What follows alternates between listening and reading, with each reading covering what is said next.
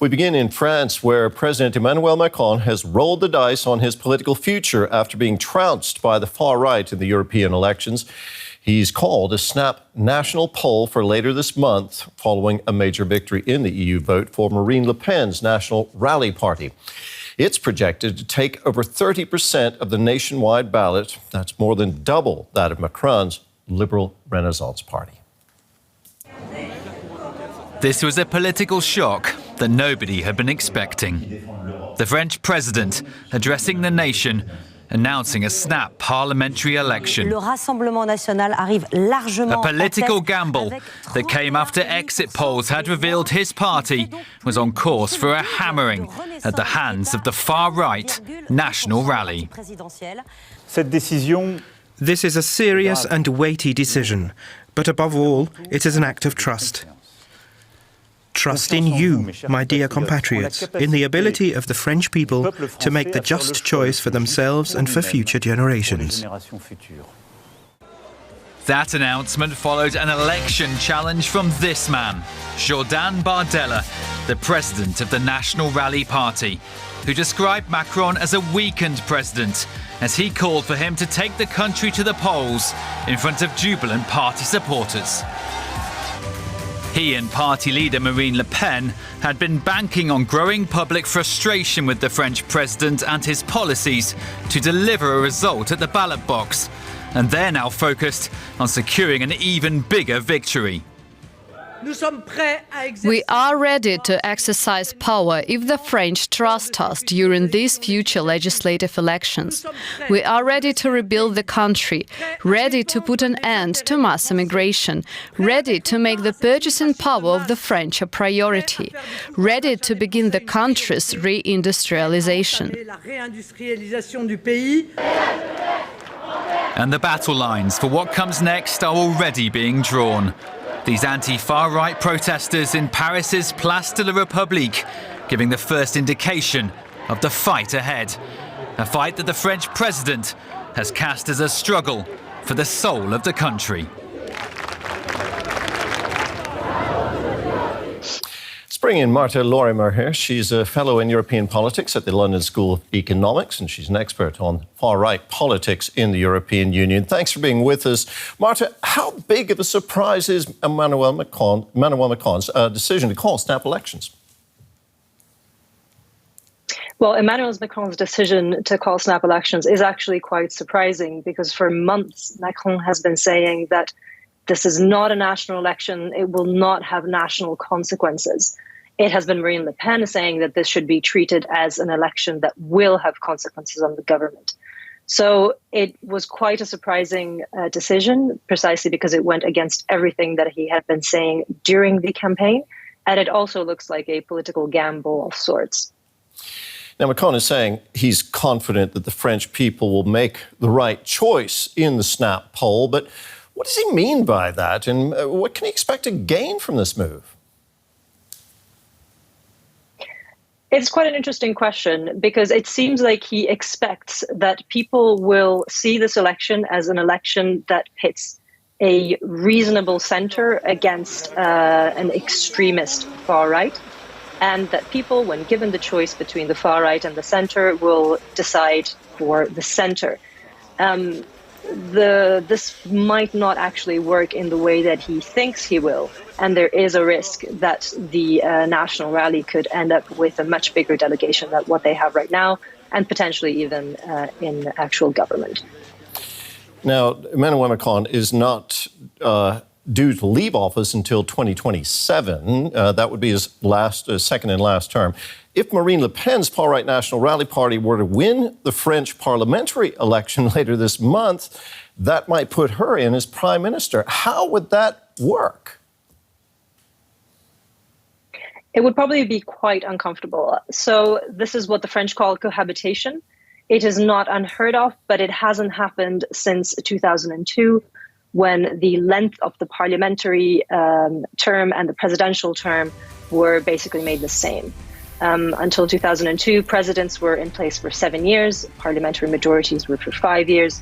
So that meant that you could have a president and a parliament that did not belong to the same political party. this hasn't happened for a while. The good thing for Macron with the potential cohabitation is that it does help him to divide the responsibility of power. And when things go wrong, he doesn't have to shoulder the whole responsibility for it. Of course, it also means that as a president, he has a lot less leeway and a lot less control over what the parliament actually does. Now, you spend a lot of time looking at far-right parties in Europe. Let's broaden out our perspective here and look at what's happened in all 27 European member states. The far-right has surged in support in these European parliamentary elections. What do you make of that? I wouldn't necessarily call this a surge. It looks a lot more like consolidation. So the far right has been doing better and better in elections, both at the national and at the European level. And so this really is more of a continuity in terms of what we've seen throughout the last couple of decades. What it does tell us is really that the far right is at this point a fairly natural or normal, at least, part of the European political landscape. They are becoming more and more like normal parties, and their ideas have become normalized.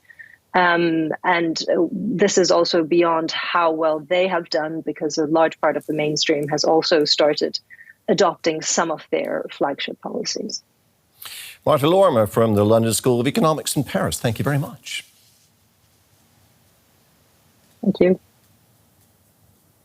Well, for more now, I'm joined from Paris by Jakob Ross from the German Council on Foreign Relations. Jakob, what do you make of Emmanuel Macron's decision to call snap parliamentary elections? Well, it comes as a huge surprise, not only to external observers in the media or analysts, but also for the people in President Macron's own party. Apparently, Prime Minister Gabriel Attal didn't know about this plan that had been drafted apparently since the end of May approximately until yesterday evening. So now everybody, including once again in Macron's own camp, is struggling to prepare for snap elections that will come very rapidly on June 30th. Well, for many outsiders, this looks like a huge political gamble for Emmanuel Macron. What's he betting on? What's he hoping will happen in this election? Yes, I mean, it is a huge gamble. If you look at the electoral map from yesterday, the far-right Rassemblement National won approximately every region in France in terms of the direct votes in the European elections yesterday.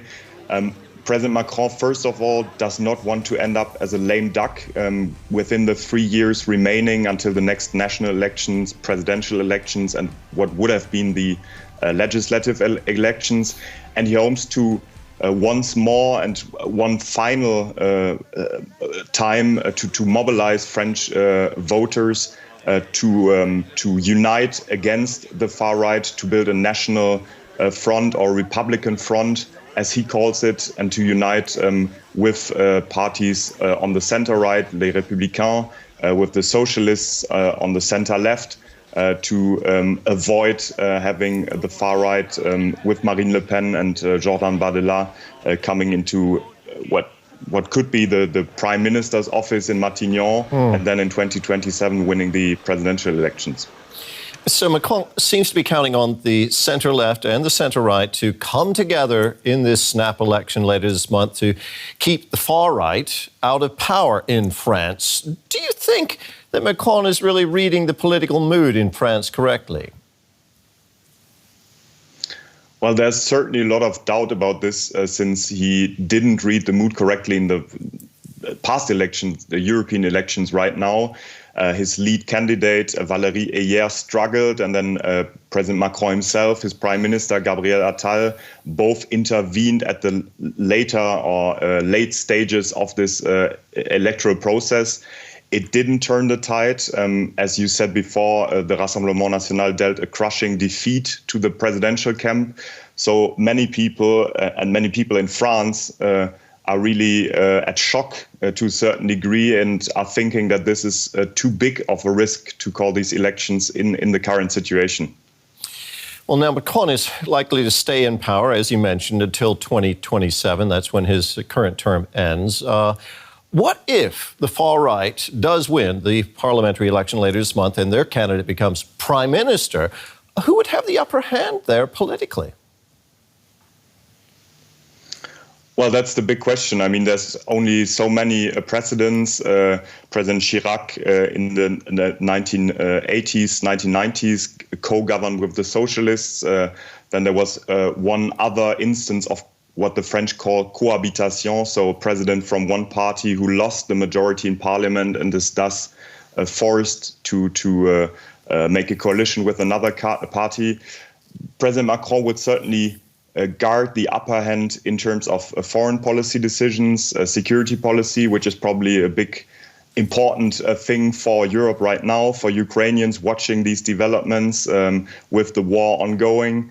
But in interior politics, it would certainly be messy, the Rassemblement National, with whichever candidate then in the Prime Minister's office. It is expected that this would be Jordan Bardella, the lead candidate for the European elections, would certainly try to impose their topics and that tone in interior politics and the debates on migration, for example. That's the first policy field that Marine Le Pen talked about yesterday evening.